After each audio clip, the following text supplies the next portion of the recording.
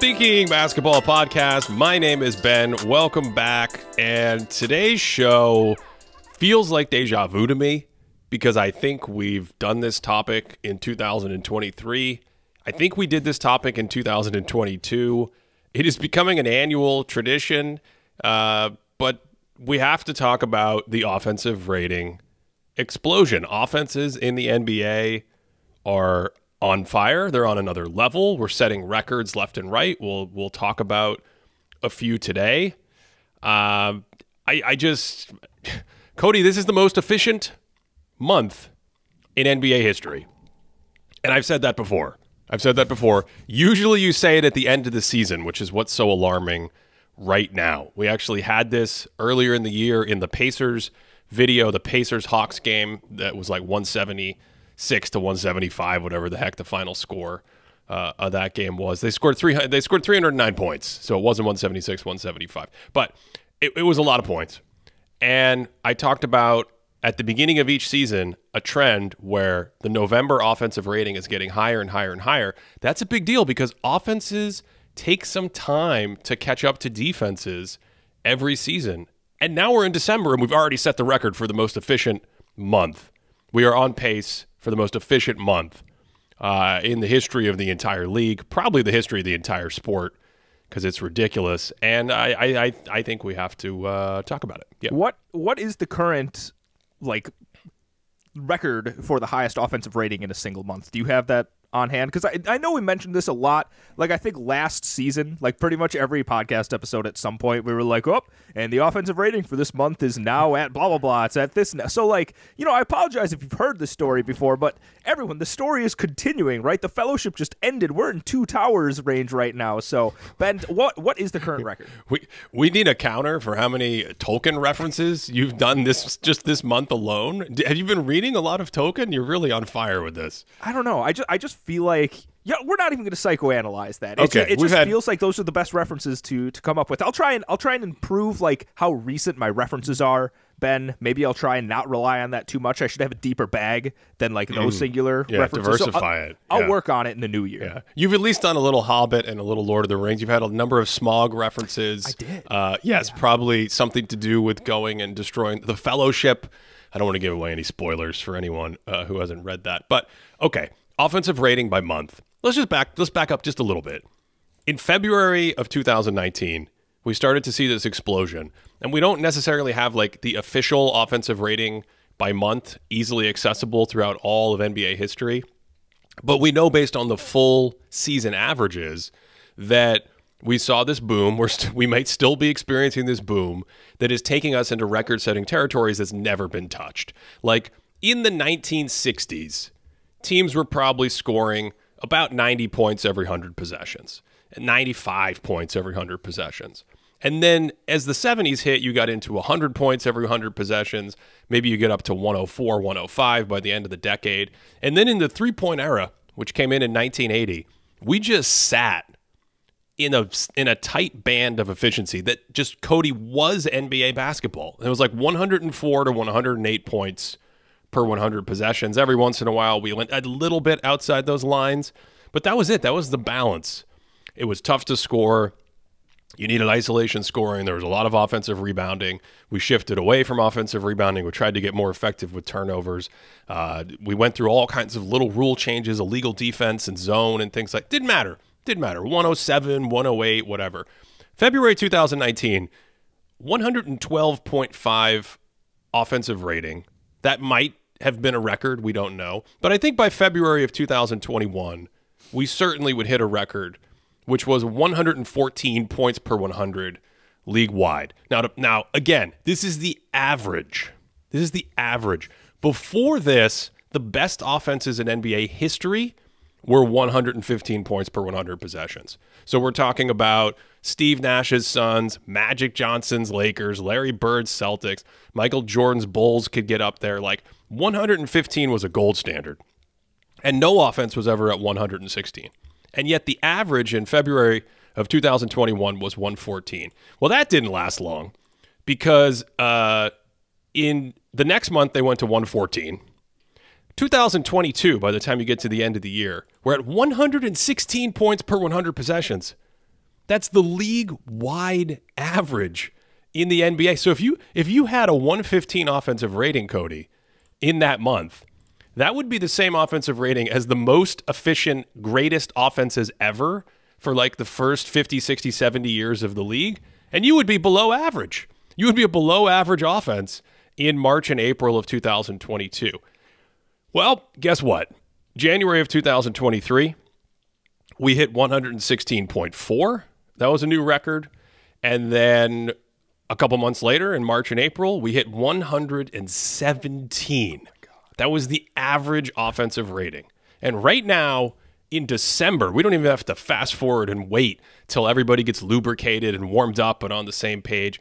December of 2023, as we are recording this, it is the 21st, so the month is not quite over.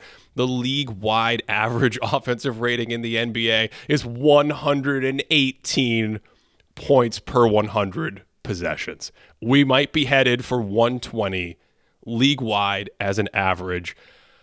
I mean, I might have to get on the couch in this episode. Is there such a thing as too much offense? Is this absolutely out of control? I mean, that's the difficult thing when you say a number like that, because there's so many branching places I want to go to try and work through this, because I don't even know like what the right questions are in this case, right? Like, is the right question like how high is it? Like, what is the point where it's like we actually can't get a higher league average? Like, I'm not sure. Our teams, like, I don't even know what the lowest offensive ratings are. I think like the Portland Trailblazers at one point had the lowest offensive rating. Like, we have some pretty poor teams that are bringing it down, but there's always bad teams in the NBA that sort of bring that number down. So I don't really want to focus on that too much. But is there something going on with like defenses? Is schematically, are things just like too good at this point? I just don't know, Ben. What do you think? Do you think that there's an upper level to where this offensive trend is going? Or are we just going to keep going until like everyone's a Nikola Jokic level 125 offensive rating during the regular season? Maybe 125 isn't going to be good in a few years. I don't know. I don't understand. My takeaway or my explanation, I should say, is that part of this is the increase in skill and putting more skill on the court. We'll try to talk about that in a little bit, but it's mostly obvious stuff when we say skill, shooting and ball handling, and just players that, you know, we no longer have the enforcer power forward, the Rick Mahorn, Charles Oakley types. We no longer have that. You need to be able to shoot. You need to be dynamic with the ball to make it in this league. So skill is one. The second is X's and O's. They are on another level. Teams have gotten smarter. Tactics and strategy are the best that I think they've ever been. And that's natural in that it builds off the past. And maybe the way the sport is set up, the offense is always going to have an inherent advantage over the defense, because the defense builds off the past as well. But it's like the offense takes a step forward and the defense reacts. That's been the pattern for about 2 decades. I think in the late 90s and early 2000s, you could say maybe it went the other way, and they had to get rid of illegal defense rules and things like that, because we can talk about that more. And I think that's the last thing. What did I say? Skill, X's and O's, and the rules. Those are the 3 things to me. Skill, X's and O's, and the rules. And we've certainly talked about officiating and whatnot. I think they've done a good job this year of cleaning up some of the things we've had grievances about in the past. And I think, for the most part, the actual refereeing during NBA games is fantastic. I think it was our friends over on Nerder, she wrote, that had the line like, the NBA doesn't have a referee issue, they have an officiating issue, meaning the refs actually enforce the game better than ever. They've got replay, and they have all these tools where they assess the officiating constantly. But there's still this issue of like, Cody, you're allowed to take 3 steps, and you're just allowed to run people over, and dribbling continues to become more and more lax. Like, yes, every once in a blue moon, I think there's a palming or a carrying violation, but the players are pushing that to deeper and deeper levels. And I mean, even sometimes in our comments, like, it seems like the younger generation is very excited to be like, they think you're like some sort of police officer or wet blanket if you're like, don't take 3 steps. They're like 3 steps, 4 steps, gather step, hop step, you know, dribble with 3 hands. It doesn't do anything. Let's do it. Let's do it. And all of this contributes to massive advantages for the offense, basically. So a couple of things that I'm thinking of when we just look at the offensive explosion in general. is it like a good thing, right? And like you just said, there's probably some younger fans, and not even just younger fans. I'm sure there's fans across the board that are like, this is awesome. The fact that like offenses are as dynamic, as unstoppable as they are, this is what the NBA should be. It should be exciting and fast-paced, and here's a bunch of great stuff, right? And, if we look at the three things building up to this high level of offense, you look at skills and X's and O's. I think it's pretty uncontroversial to say that like having the highest level of skill and highest level of X's and O's schematically is inherently a good thing, right? You want your league to be filled with the most skilled and like the best schemes like possible, right? I don't think there's any possible world where somebody would look at the NBA and be like, you know what, we need less skilled players. We need more players to just go out there and be muscle out there.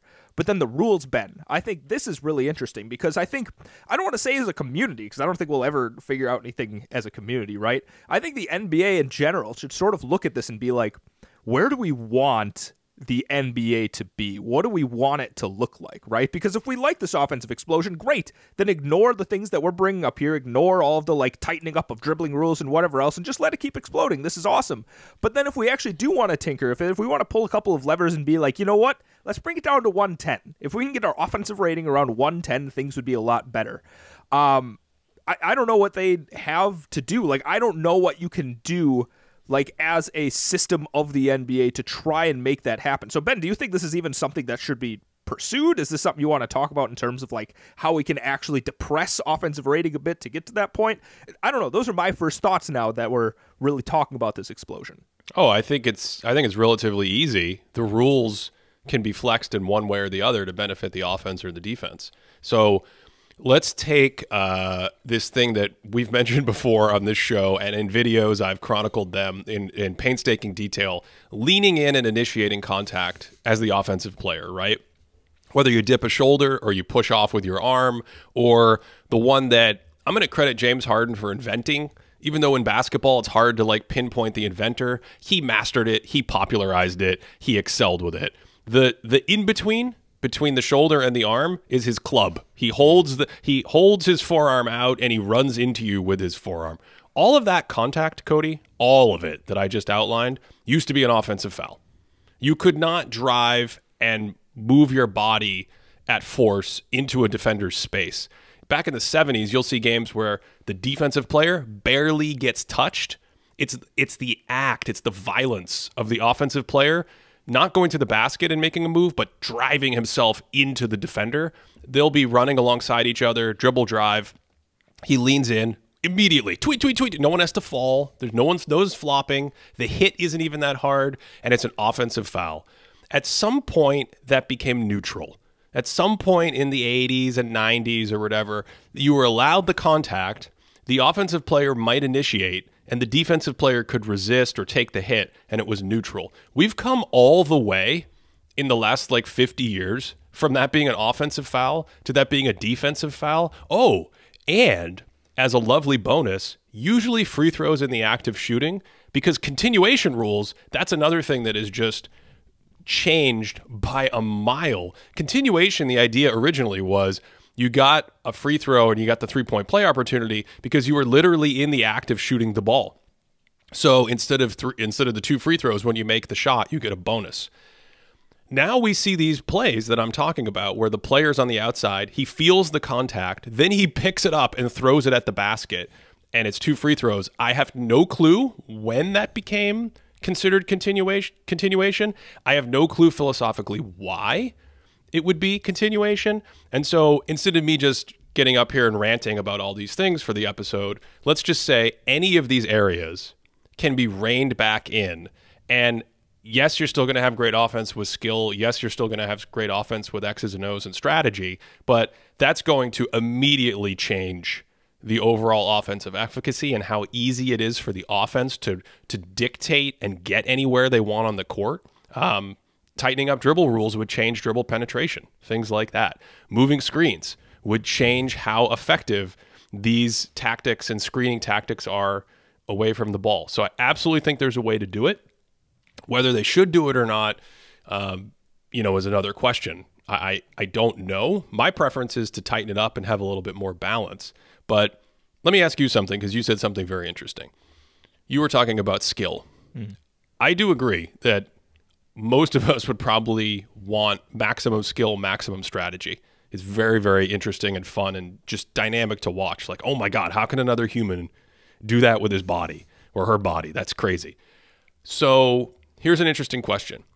Do you get to a place in the future where dribbling rules are lax enough that the skill is no longer really dribbling based, that it's more like a football or other running and slashing sports where you can take, let's say you can gather and take 3.5 steps.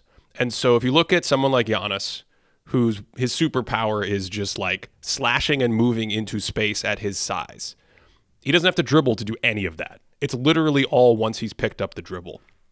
Do you think the game still appeals to skill if you were to do something like eliminate how difficult it is to dribble?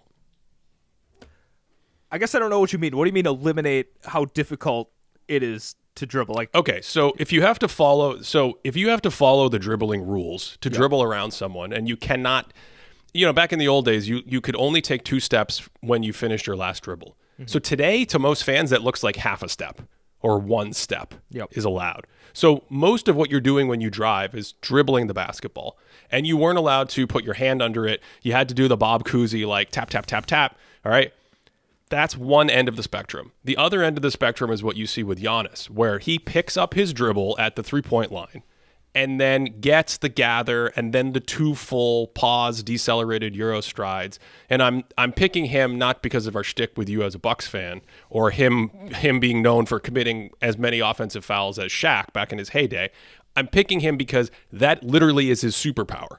Like, his skill is almost more like a football player where he's like somehow able to bend and slash around players in space, but he's not dribbling anymore. Think of all your favorite Giannis highlights. Most of them don't have dribbles, right? They're once he's picked up the dribble, he's doing something extraordinary. Is that still considered sort of maxing out the skill, or are there certain like basketball specific elements that need to maintain, and maybe dribbling is one of them for us to think that way? Man, that's an interesting question, because I think when I think back to other players that sort of mastered this idea, even before this era, we're talking like 15 years or so ago now, of you pick up the ball and you're doing something special with it. You think of guys like Manu Ginobili. You think of guys like Dwyane Wade. Like, I think Donovan Mitchell right now does this Dwyane Wade move really, really well, where he picks up the dribble and he like windmills it over the defender, right? Like, not in the air. Like, he picks up the dribble and with that hand he kind of lifts it over the defender and then like finishes his steps. And Dwyane Wade was really good at this sort of thing back in, say, like 2008, 2009, however much through his prime. So I think like it's still exciting to see that specific skill being worked on. I don't necessarily know if we need to like juxtapose dribbling with that, because I think those are 2 separate skills that are interesting to watch. And I think somebody like Giannis might just like push the boundaries of that one particular skill, because if you're able to blend in all of these different skills, like Donovan Mitchell, Jalen Brunson, these guys are like really quick at being like, oh, I step back and now I'm going to explode, and then I'm going to like work in this sort of like steps after I pick up the dribble. I think that's all really exciting, right? And I think the fact that they have better dribbling skills make them more dynamic at like getting to the rim at a smaller size than somebody like Giannis, who, for whatever reason, doesn't necessarily have the handle of those guys. So I think like I don't necessarily think we need to like attack one side of that skill set and just say, oh, if you have both of these skill sets, it just makes you that much more dynamic of an offensive player. No, I'm asking because I'm trying to get to the idea of like whether there is an essence of certain things that are basketball skill, because to your point, and it sounds like you're going in this direction, I do think you're implying that you could get away with dribble. You could get rid of dribbling. And if players still did amazing things with their body and had like really cool dance steps and, spun around and Euro strided? What? How are we past tensing the Euro stepped around defenders, right? That could still be aesthetic and captivating and considered great skill. That's where I'm really going in my head, is like, is there a certain boundary we have to maintain when we talk about trying to empower the players to be the most skilled? Because to your point, it sounds like you're saying implicitly, I don't want to put words in your mouth, but it sounds like you're advocating for, well, when they added something like the gather step and allowed players to do this thing where they like dribble, dribble, dribble, pick it up, and then take these 2 crazy steps in, like CJ McCollum, like jumping from the free throw line into the corner to get his step back jumper off, that actually is super exciting and a skill into of itself that pairs with the dribble. And so we can actually go outside the boundaries of what is considered traditional basketball and still be very safe and exciting. I think that is the case, but I do think there's probably an upper limit because I still am not really like 100% sure how much is allowed for the gather step, because it feels like there are times where it's like, oh, wait a second, that feels like an extra step in there. Like, I don't know how well that's like defined or watched during the NBA game. I think like even like the step through, which is something I feel like I never saw like years ago. I feel like Julius Randle, for instance, does the step through move a lot where he like, you know, he gets in the pivot and then like he keeps the pivot foot, but then like since you're able to leave the ground, he takes one more step. And it's, I don't know, when I think of like learning the game of basketball when I was younger, that would have been called travel, right? And I don't think anyone really used that sort of move, say 15 or so years ago. Again, I don't know why I'm picking 15 years. That feels like a nice 2008-ish sort of vibe like before this. So I think that was an old school. I think that was an old school move. I think you saw that move, you know, way back before our time.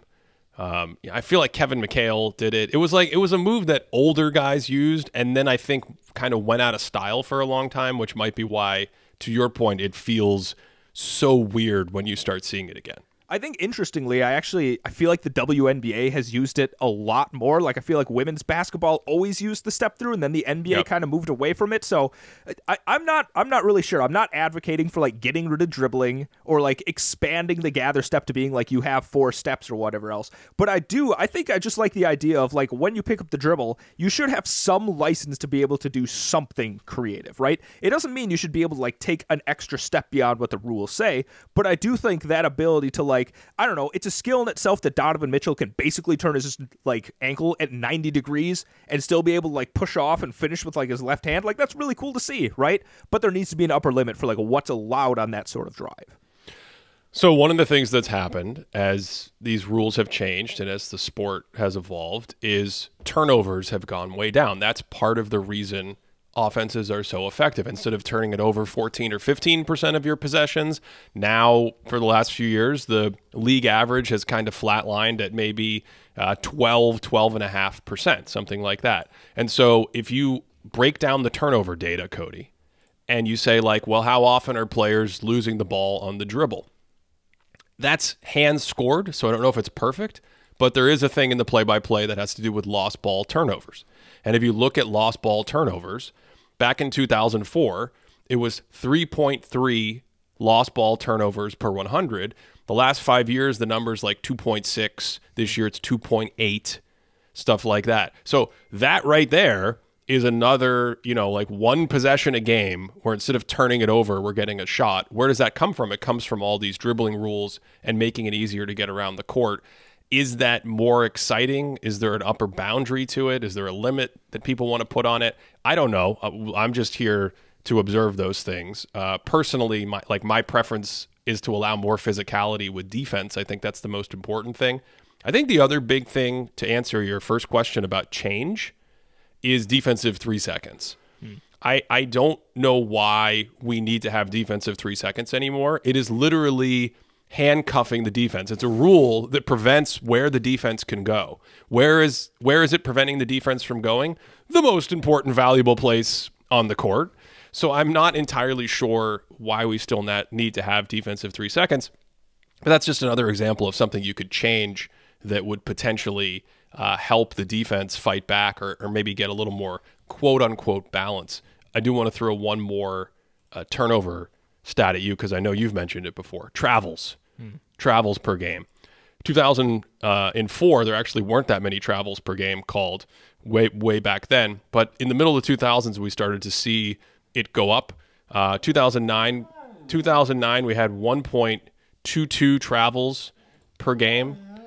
Do you hear that? My dog is talking to me. I don't know if it's coming through. Not coming through to me, no. Okay, all right. It could be on the recording. We'll find out later. She's literally right here off camera, if you're on YouTube, talking to me in Husky, which is a very loud sort of... Anyway. What was that? What's Husky, Ben? You sound like Dory doing like a whale sound in the ocean. It's a little Chewbacca. You know, Chewbacca was modeled after George Lucas's Malamute.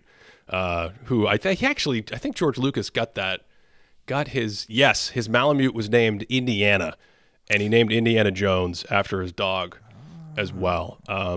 Anyway, where was I? What was I talking about? Talking about traveling. Travels, yes. So you used to have like 1.2 travels every 100 possessions called in 2009, 1.1 in 2014, and we're down to 0.9. So all these, you can see the signals everywhere is the point. Right? It all adds like a quarter turnover here, a half turnover here. It's a little easier to get to this place. These are all things within the rules. If you have no more rule stuff to get to explicitly, I just want to talk about some shooting skill because it's blowing my mind. Let's get to the skills. I don't want to make this a rules thing. But one thing that I think is interesting to go back to, because I think if you go through like, you're pouring through the scrolls of all the data from this century, if I'm not mistaken, 2007 sees like this huge explosion in turnovers, or at least like travels called, right? I think this is something that we may have talked about at some point off mic. Briefly, I think it's briefly, right? Is it the whole year, or is it just at the beginning of the year? I think it's during the whole season. I thought it was just the beginning of the year. But yeah, go ahead. If you look at team numbers, right, like the number of who's leading like the entire century in turnovers, like basically all of them are from 2007, if I'm not mistaken. And Ben, do you recall one very large change that happened during the 2007 NBA season? Yeah, that's why I thought it was the beginning of the year. They changed the ball. They had like a synthetic ball at the beginning of the year, but it was such a disaster. The players didn't like it, and they couldn't handle it, and it caused so many dribbling issues that they went back to the old ball after a very short period of time to start the season. Players were getting paper cuts, Ben. Like, I remember like players would cut their fingers on this ball. That was just a weird disaster for a second. I really do think that's a big reason that turnovers pumped up. That's besides the conversation here, but I do think like going down memory lane and looking at like the one time the NBA tried a new ball in the last 20 years and it was an utter failure, I think that's kind of fascinating. Yeah, no, it was wild. It was wild. Travels that season were 1.7 per 100. And there was a lot going on in that year. But let's get back to some of the skill side of this, because this is actually what started this episode exploration for me recently, just noticing the trend, the shooting. The explosion of shoot. Everyone knows it, right? Everyone knows there's like more shooting. But when you actually see what's happening, it is incredible. It's absolutely incredible. We've had camera tracking data for a decade, going back to the 2014 season. This is our 11th season that we've had this data.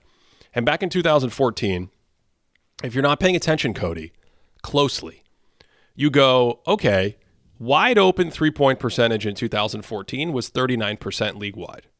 39%. Open three-point shooting, that means the defender is 4 to 6 feet away, is 35%. 39% wide open, 35% open. This season, we are at 39% once again on wide open threes. And we are once again at about 35%? Yeah. 35%.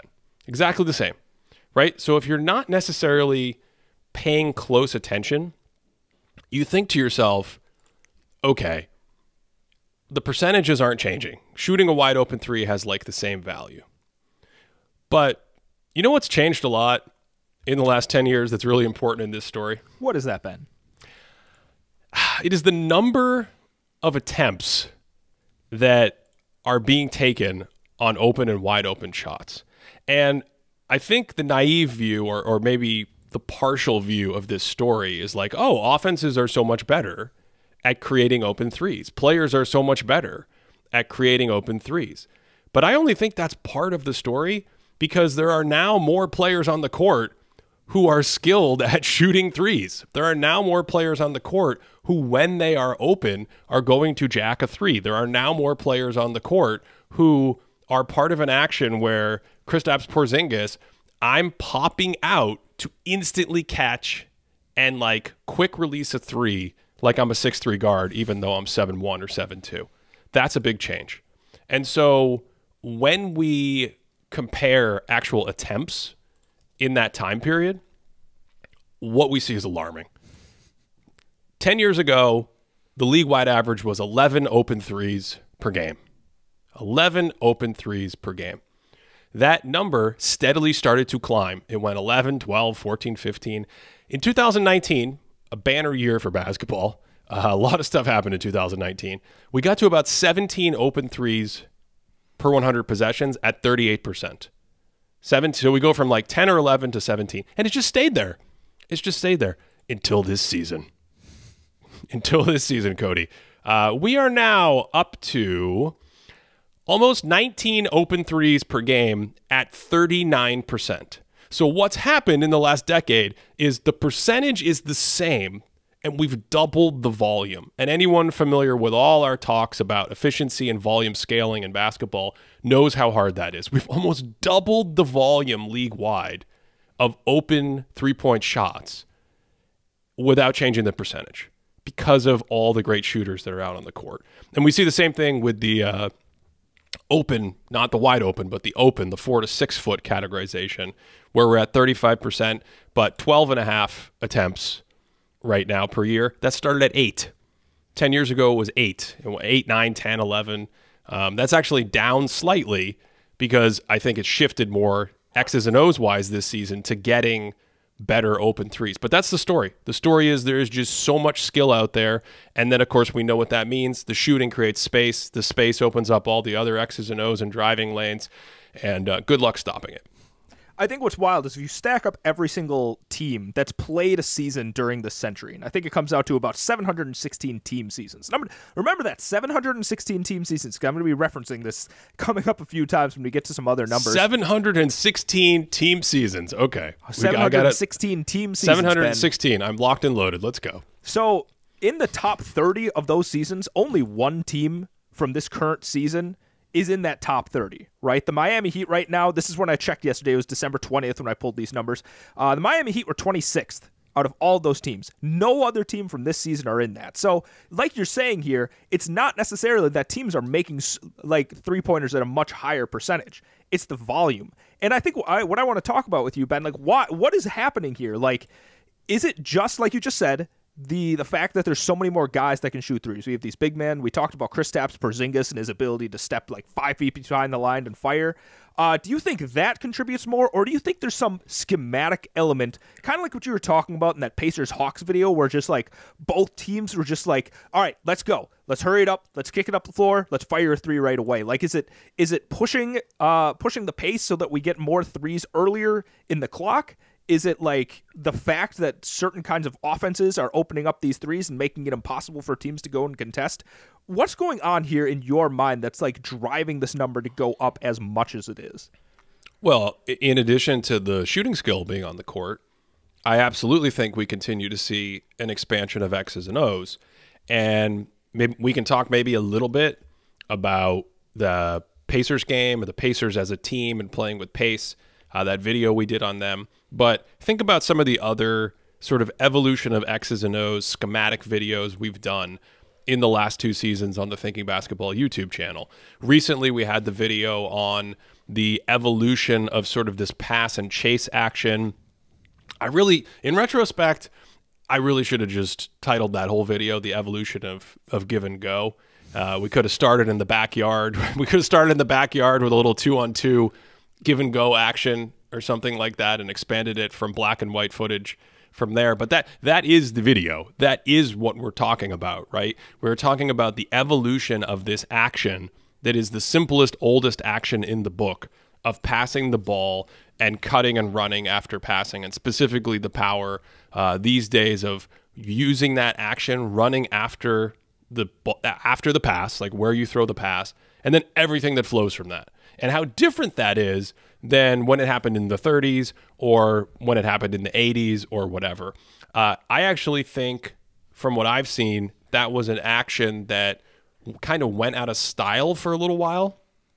It was very popular in the earlier days. It was popular in the 60s. I've got some clips in there of the Russell Celtics and Wilt Chamberlain's team, and Alex Hannum, the legendary coach who's won multiple championships. He loved to use those kinds of actions. And then you'd see it in the 2000s a little bit more. It was part of the triangle offense.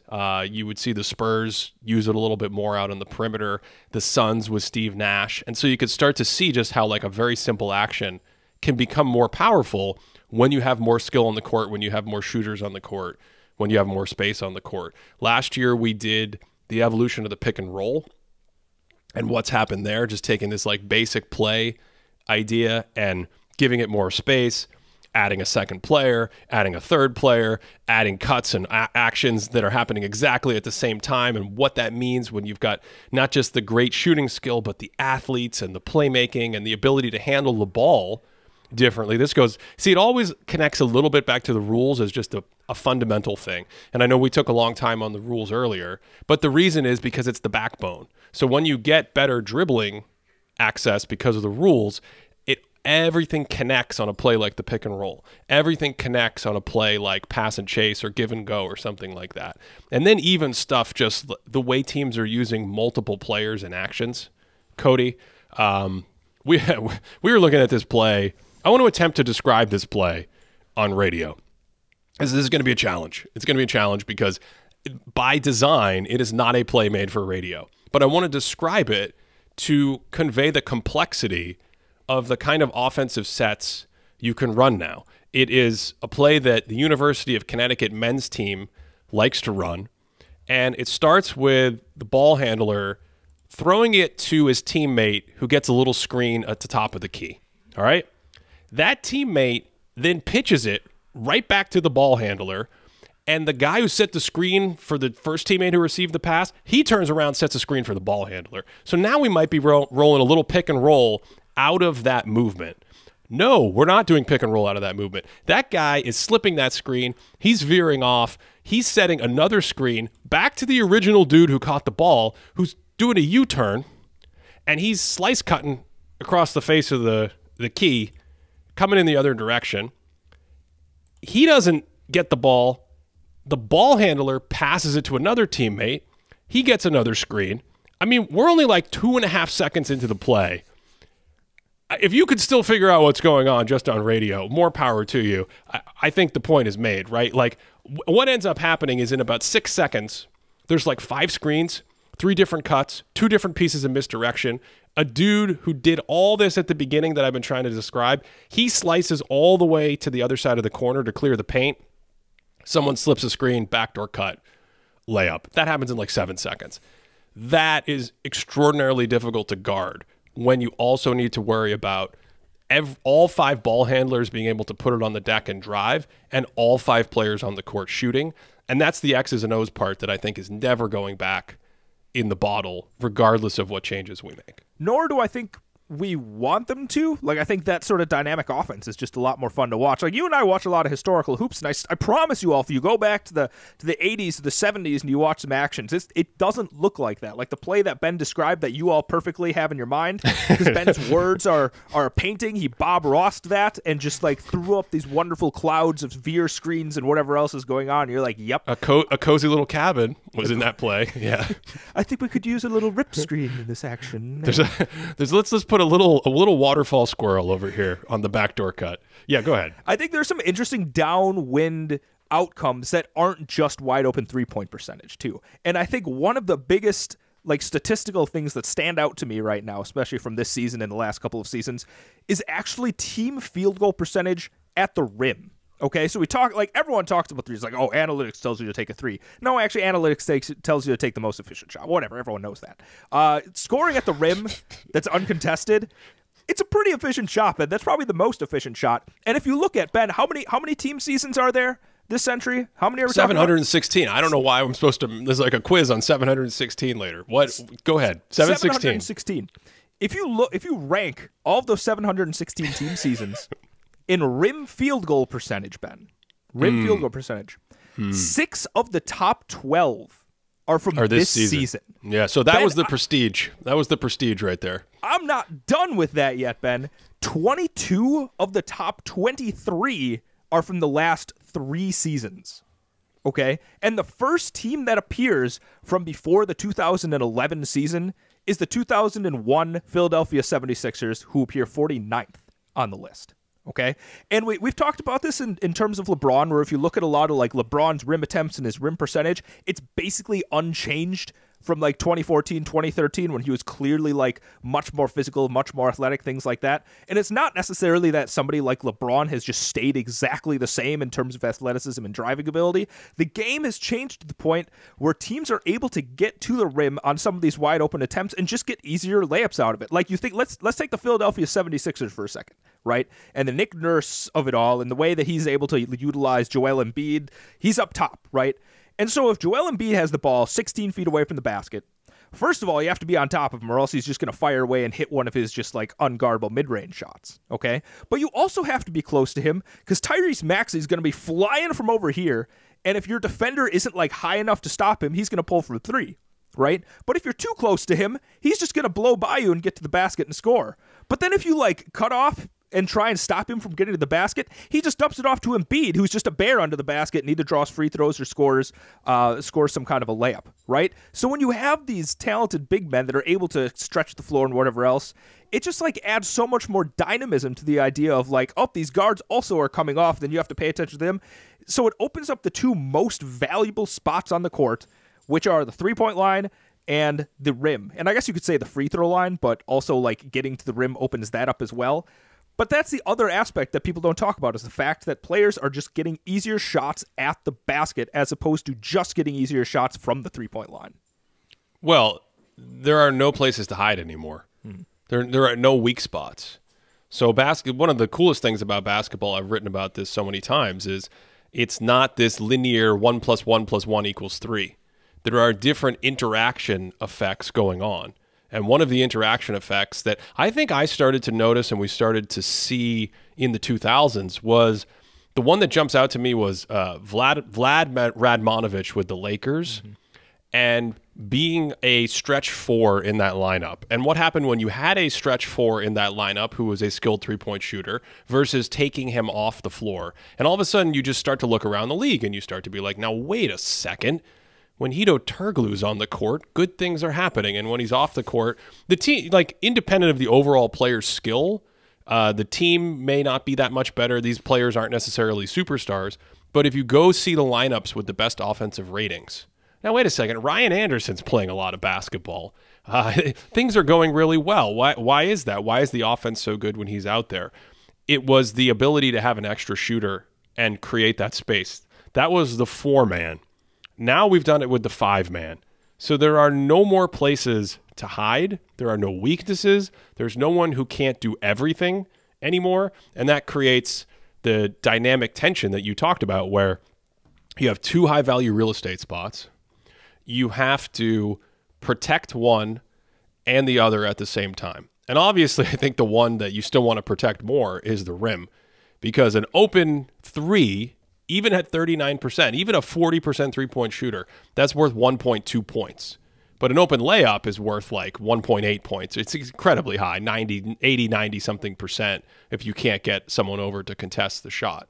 So how do you deal with that when you have 5 guys out there that can do everything? Strategically, I don't know. I think understanding pace, understanding the fact that if you move and run and play really hard, that's why part of why players are playing fewer minutes. They used to not sprint down the court and then sprint across the court over and over and over again, setting different screens and actions. So 43 minutes a game in 1992 was very, very, very different on your body than 43 minutes a game today. And as teams have figured that out, they say, well, let's play our best players 33 minutes and let's have them play harder. And then let's have the bench guys come in and they play hard. And we don't have to worry about old school Hoosiers, Gene Hackman, rah-rah, full court presses. We don't need to do that. We just need to get the ball out of the basket, run down the court, and immediately get in to an efficient action. We understand what the efficient actions are. They're open threes, they're layups, they're getting to the free throw line. And to your point, Cody, if you are a very good shooter from anywhere in the mid-range, the floater range, whenever, that's a good shot. And as our shot clock dwindles down, now I understand that it's hard to score against this time pressure. Now I'll just throw it to Joel Embiid at the free throw line, and he can take. We had a I think a comment or a question. I don't think it was a very nice comment or question now that I think about it. I saw someone saying something like, "Isn't Joel Embiid shooting 48% from the mid-range bad? 48% from the mid-range is bad because it's 0.96 points per possession, and you guys are talking about like 1.18 points per possession. So, Cody, isn't 0.96 points per possession terrible?" And the answer is no. It's not. We've done stuff on the mid-range before, but the short of it in something in the context of a conversation like this is, A, you're only seeing the shots in those possessions. You're not seeing all of the playmaking that sets up, and you're not seeing all the free throws that draws. So just on free throws alone, Embiid's mid-range touches are probably over 1. They might be over 1.05. They might be 1.11. Given how much he draws free throws, they might be 1.2. I have no idea. But they are definitely higher than just the raw field goal percentage, right? The second part of that is what I said a second ago about the clock. Push with pace, stress the defense instantly, try to get your most efficient stuff early. You're not going to the Joel Embiid elbow mid-range post-up at 18 seconds on the shot clock. You're going to that later in the possession when the value of the possession is worth way less than 1.18 points per possession. In fact, a half-court possession in the NBA is not worth 1.18 points per possession this year. A half-court possession is worth more like 1.05, right? And so as you get less valuable in the possession you have, that 48% shot becomes more and more valuable. That's all the skill that's out there all the time. And that's why these teams are so unstoppable. That's why Philadelphia's offensive rating in the last month is like 124 points per 100 possessions. Two things. Number one, you mentioned the like full court pressure of it all. We've referenced this a couple times now. That might be part of the answer for defenses. Not like a hardcore full court pressure where you have like all 5 of your guys like past half court and they're like really dogging everyone and trapping like 75 feet from the basket, but some kind of pressure so that teams can't just sprint up into these actions, right? Having somebody there so that you have to, the ball handler has to be a little bit more conscious of what they're doing instead of just letting Tyrese Halliburton be like, all right, I'm going to dribble up here and I'm going to look over here, and while I'm looking over there, I'm going to kick it to the corner over here. Buddy Hield shoots a 3, boom, I'm running back on defense, right? But all of a sudden you're like, oh crap, Anthony Black's right here. Jalen Suggs is right here. I got to actually like do something to get past him. Like that, putting that cognitive load on these guys is really a key part to slowing down the offenses. And then, you know, going back to the Embiid, like you were just talking about with mid range, wouldn't you rather have a layup over a mid range shot? Yeah. Yeah, you would. You would rather have a layup. You would rather have a wide open 3. But like you just said, sometimes it gets to the point where NBA defenses are good enough that they're going to force you to take a shot that you don't want to take. And here's another interesting thing, Ben. Here's another interesting number out of, Ben, those 716 team seasons of this last century. Or 7. You weren't joking about 716. Is this the prestige? Are we getting to the is this the big reveal? All of it's the big reveal, Ben. This entire thing is behind the curtain. We are backstage here on out. Ben, here's what is fascinating. Long mid-range field goal percentage. 7 of the top 25 this century are from this season. Long mid-range field goal percentage, right? So teams have brought down the amount of long mid-range field goal shots that they're taking, but the ones that they take, they are making them more than pretty much any other time that we've ever seen. So, like, what we're seeing with offenses is just perfectly, I can't think of the word, when you make things as good as possible. You're talking about an equilibrium. You're talking about the balance, really, because the free throw, the field goal percentage on those shots is going up because you can be more selective. Mm-hmm. It's exactly the opposite of what I was fawning over earlier with the three-point shooting, right? Because when you have to take fewer long twos, when you don't have as many ISO mid-range, clear out the side, get it to Paul Pierce and see if he can make a 17-foot pull-up right on your head, you can be more selective so the volume goes down, the efficiency goes up. That happens organically as you prioritize your 40% threes, your 60% layups, and it's all the skill. It's everything we've talked about in this entire episode. For me, I think about something like 3-man actions and what it means now to run a 3-man action in space. We had some video content last year on the rise of these things. Even something like the Golden State Warriors split cuts, where you throw it to the post guy, He's not posting up to score like it's 1988, right? Don't clear out the side and back down and throw up a hook shot, Kevin Willis. That's not what's happening. I have to sneak in a little, like I have to throw in some old players, Cody, or it wouldn't be a Thinking Basketball episode. Hey, we got bingo from you earlier when you started talking about Jalen Suggs and Anthony Black and your Orlando Magic.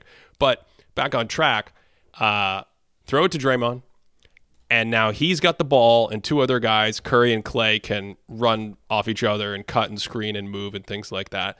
These three-man actions are just so hard to defend when you take into account everything else we've talked about in this episode. And I think about let's go back to the evolution of pick and roll, the Spain pick and roll, where you have a third player involved in the pick and roll.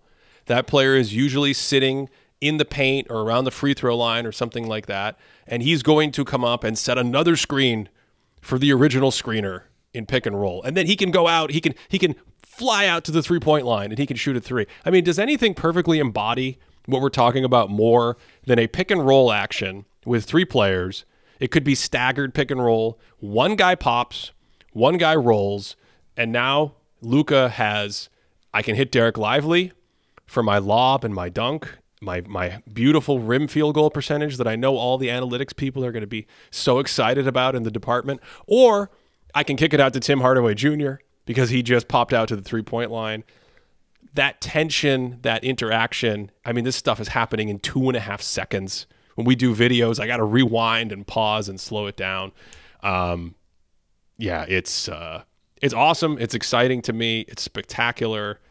And I, with the whole picture, I mean, we might have a 120 offensive rating average month coming up in the NBA. With the Mavericks, like you were just talking, it's not even just a three-man action sometimes, Ben. You see it, you see a four-man action. There's like a double stagger there, and then that player that's going to set that like screen the screener is hanging out there. So there's actually two guys. One of them dives. I don't know what the other one does. Just runs somewhere else, maybe sprints off to a corner, and then Tim Hardaway Jr. pops, right? So at a certain point, we're just going to have these actions where it's just like all four guys that don't have the ball are just going to be at the free throw line, and they're just going to start rotating around each other, and then just start slingshotting off. It's like when Steph Curry and Jordan Poole would like slingshot off each other. Yeah. We're going to start seeing stuff like that with all four guys, and it's going to cause complete chaos. Yeah, but this is where it comes full circle back to the rules, because the moving screens, I was doing some work recently on the 1975 Golden State Warriors for a documentary. I don't know when it's going to come out or where it's going to be or whatever, but those teams set a lot of screens, and the difference was you would like stand in place at the elbow to set the screen. That's how you set a screen. If you moved, it was a moving screen. So there were a ton of screens, but today we are talking about players who sprint into most screens. Sometimes they don't actually set a screen. They ghost the screen by like acting like they're going to set a screen, and they just keep on going. That would have been a moving screen back in the day. You have all these guys cutting and running into each other, and the screener itself leaning and turning into a football lineman protecting the quarterback. So that's another perfect example about how you can change the dials of the efficiency by saying, okay, we know these actions are spectacular, but the defense is going to have a better chance to work around the screens, navigate around the screens, switch and rotate and whatnot, when the players setting the screen can't move like they could in 1975. If you let them move like they could today, or the future, if you follow the trend line, because like, in 2008, there was plenty of moving screens. Kevin Garnett is out there giving a little hip, a little tag, a little shuffle, right? But compare that to today, and I mean, like, a fun video would just be to watch a Bam Adebayo game and see how many times he sets what would used to be considered a legal screen. That kind of stuff. That's the evolution of what's been allowed on screening, and it plugs directly into how teams are unlocking movement, screening, three-man actions, four-man actions, because the actions would still be great, but instead of 62%, it would be 56% or whatever the number. I don't know what the number is, right? But in theory, they're all connected because of that stuff. And where you draw the line on things like screening is so tough because, like, if you set the screen, like, when does it count that you have to have the screen set? Because, like, all right, so maybe the ball handler's going to move a little bit, so you're going to angle the screen a little bit more this way. Maybe you'll shift this way. You know what? I'm going to turn around and set it for this. You're only saying you're speaking as a big man. You're giving you're revealing your cards. Only a big man would say it's tough not to know if you can, what if I throw my hip into this guard coming at me, a little elbow. Yeah. Listen, one of the more recent times when I was playing basketball, I had someone come, it's like, dude, that's an illegal screen. I'm like, all right, call it. In pickup? In pickup, you got pickup. Like, fine, call it. Like, be the guy that's going to call it a legal screen in the pickup game. Like, maybe that's mean of me. Maybe that's, I'm not throwing hips. Like, I'm not throwing elbows. I'm not trying to injure people. But, I definitely change the angle mid-screen sometimes. I'm like, whatever. What happens if you get plowed through while you're setting an illegal screen in pickup? Is that the end of the pickup game? It hasn't happened yet. I'm a pretty large individual. Like, you'd have to, like, really be ready to start something if you're, like, gonna hit me that hard. Yeah, I'm not saying I'm gonna fight you. Like, I'm not a fighting kind of person. I think that's yes. That came off that way. I'm just saying you'd have to, like, come at me pretty hard to like really knock me down. So I invite that, Ben. I like a lot of contact when I'm playing basketball. Yeah. If you want to support this show, check out patreon.com/thinkingbasketball. It's not only the best way to directly support us, but I have a correction to make. Because I was going to say we research these episodes and go through all the stats and things like that. And I pulled up the board in the background as I was saying this, and we track half-court points per possession, and it's 1.02 points legal. I said 1.05. It's 1.02. And I think that's a good benchmark. Like 1 point per half-court possession is really good. It's really efficient. The fact that we're up over 1 point now is just spectacular. It used to be like 0.9 or 0.95 back in the earlier days when Synergy started tracking this kind of stuff. So 1.02 points is league-wide. Make of that what you will, but we've got plenty of team stats like that we use to analyze stuff. Player stats as well. Patreon.com/thinkingbasketball. Cody, any final parting thought? It's the holidays. I don't know if we're going to record. We'll be back next week for something. I don't know what we're going to. You wanted to live stream all 5 Christmas games on Monday? We'll just sit here for 12 hours and just go for it. We'll bring in food. It'll be a good time. What's it called? Good old-fashioned mukbang? Is that what the kids call it? Do you have any final? Is that old-fashioned? Is mukbang old-fashioned? I don't have a clue. Is it mukbang or mukbang? I thought it was an ong. I thought it was that, but I don't know for sure. I could be very wrong. Someone's gonna call us out and be like, "You're you had the chicken meme down last time this came up, so I just default to any internet-related thing. I default to you, unless I'm completely certain. I do not want to be known for knowing the internet. That's a deep and dark place. Cody's the internet guy around here.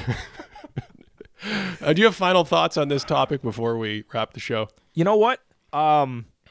It feels weird, Ben. I need to collect my thoughts here. I got really excited. Went too many directions. You collect your thoughts while I give thanks to everyone who commented on Spotify. That was super cool. We got like 4 times the normal comments that we get on Spotify. Last time or 2 episodes ago, we were talking about how you can comment on Spotify. Yeah. So that's fantastic. Thanks to everyone for doing that. Yeah, you all rule. Thank you so much. That's awesome. I miss the days when we celebrated 50-point games, Ben. I don't know if it's because they're like too easy now. Like, we didn't even talk about Keegan Murray dropped like 12 threes, 47 points. Joel Embiid dropped another 51 point. Like, this one actually counted. Like, his other 50-point games this season didn't count. This one against the Timberwolves did count. There was another one, wasn't there? Oh, Jalen Brunson dropped like 9 threes. 9 for 9 on threes. 9 for like, I thought maybe we would talk about those a little bit, but I just don't even know. I miss the excitement when somebody dropped 50. Those were good times. I think 50 is the new 35. I mean, like, legit. It doesn't even feel like the new 40. You know what I mean? Like 60 kind of is the old 50, but even 60, even their 60-point games don't get people excited at the way they used to. And I think that's the trade-off, right? It's like there was this old commercial when Mark McGuire and Sammy Sosa were Cody. Sorry, there's another sport. Golf. We're gonna go back. We're gonna go back in time. In the 1990s, there was this old commercial about, I think it was a SportsCenter commercial, where they had the home run race, and then afterwards, SportsCenter was celebrating the fact, the phrase in the excuse my phraseology here. This is I want to quote the commercial. This is the commercial talking. The commercial said, quote, "Chicks dig the long ball." That's what the commercial said, right? So it was all about showing up for batting practice and seeing these guys hit home runs. And the whole thing that we talked about today kind of reminds me of this idea of, well, that only goes so far, because when everyone's hitting 70 home runs, it might not feel as cool to hit 70 home runs. And the basketball version is, what did we say a couple episodes ago? Embiid's averaging like 35 points a game. And does anyone care? I mean, when James Harden was there in like 2019, it was a big deal. It was a big deal because Kobe did it and Michael Jordan did it in 1987, 37 points per game. And basically like the only guy before that was Wilt up in that territory. And now we've got more 20-point per game scorers than ever. We've got more 30-point per game scorers than ever. We have all these 50-point games that are happening all the time that are just like blips on the radar. That, I think, is the trade-off. When you water it down, it loses its effect and it resets the bar where, you know, Mitchell had a 70-point game last year. Okay. And I think if that happened 10 years ago, that just would have been like one of the seasons of the story, one of the stories of the season. And now it's like, okay, that's kind of like a 54. Well, we'll give Mitchell like 54 or 55 for that 70-point game, even though he had 55 points and a half, basically. I'm looking at the database right now. Joel Embiid's averaging 37 points per 75 and plus 7.5 efficiency. What is this? His BPM is up to 9.4. This is ridiculous. Yeah, we got to end the show. Thanks as always for hanging out with us afterwards. And of course, wherever you are, enjoy your holiday season. If we don't talk to you, we will be back next week. And of course, I hope you're having a great day.